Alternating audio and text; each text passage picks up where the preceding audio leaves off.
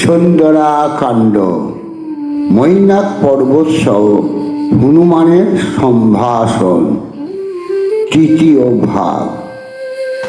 তোমার মধুর বাক্যে মন জুড়াইল, ক্ষুধা তৃষ্ণা ক্লেশ শ্রম নিবৃত্ত হইল।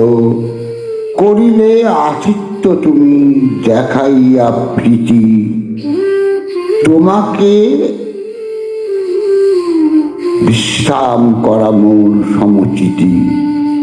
কিন্তু বড় তরা আছে লঙ্কায় যাইতে, এ লাগি না পারিলাম এক্ষণে থাকিতে।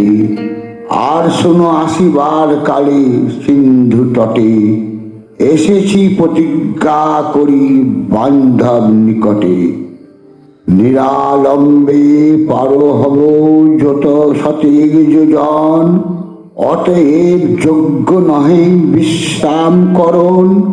আঙ্গুলি মাত্রেতে করি পরশ তোমারে, দোষ ক্ষমা করি দাও অনুজ্ঞা আমারে।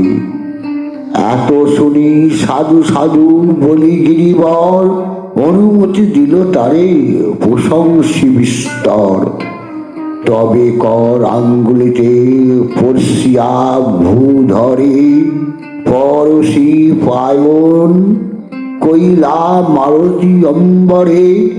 মারতির আতিথ্যেতে সন্তুষ্ট অন্তর, মৈনাক ভূধর প্রতি কন পুরন্দর। মৈনাক তোমার আজি দেখিয়ে কদম, পাইলাম মোরা সবে অতিশয় শরম। রামদূত মারতির আতিথ্য করিয়া, জগতে করিলে তুমি হে তুষ্ট হিয়া।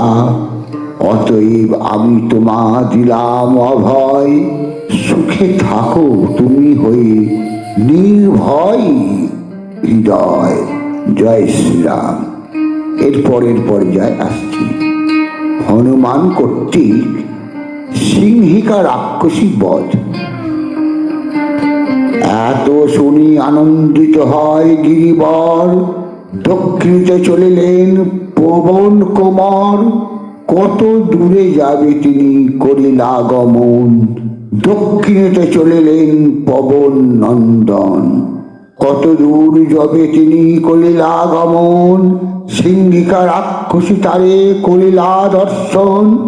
দেখি চিন্তা করে সেই দুষ্টার সাচরি, বুঝি আজই ভুঞ্জিতে পাইব ভরি। যাইতেছে আকাশেতে বড় এক প্রাণী, ইয়ার ছায়াকে ধরি আকর্ষিয়া আনি।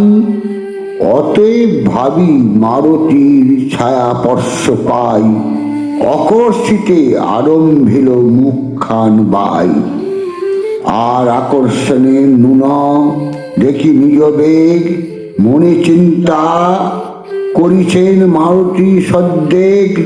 একই মোর গতিবেগ নুন হয় কেন, দৃঢ় ঋজু দিয়া কেহ বাঁধিলেন যেন। অত ভাবি সব দিক দেখিতে দেখিতে, দেখিলেন রাক্ষসীরে নিজ অধোভিতে। পাতাল সমান মুখ বিস্তার করি, রহিয়াছে অম্বরতে দুষ্টা নিশাচরি।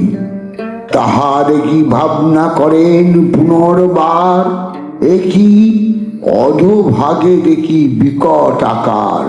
বুঝি এই জন্মরে করে আকর্ষণ, আপনার মুখে করাইতে প্রবেশন। সম্পত্তির বাণী মনে হইল স্মরণ, এই বটে সিংহিকা রাক্ষসী দুষ্টজন। আজই আমি প্রতিকার ইহার করিব, এ পথের কণ্টক নিশ্চিতে ঘুষাইব। এত ভাবি ক্ষুদ্র মূর্তি হয়ে কপিবর, প্রবেশিলা সিংহিকার বদন ভিতর। সেই বড় সুখী হয়ে মুদিল বদন, যেন কেহ বিষ খায় মরণ কারণ। নমস্কার। জয় শ্রীরাম।